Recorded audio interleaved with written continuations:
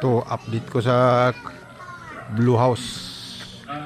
May atip na yun ko niya. Veranda niya.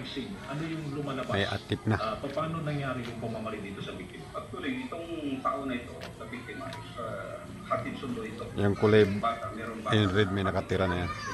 At saka yung kulay yellow.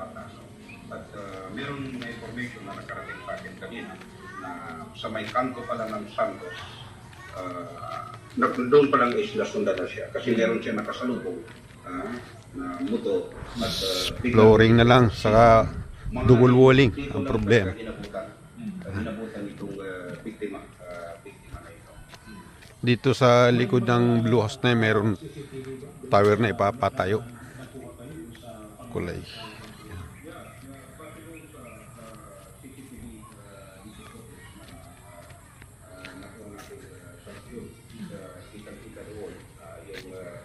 Riding and funded.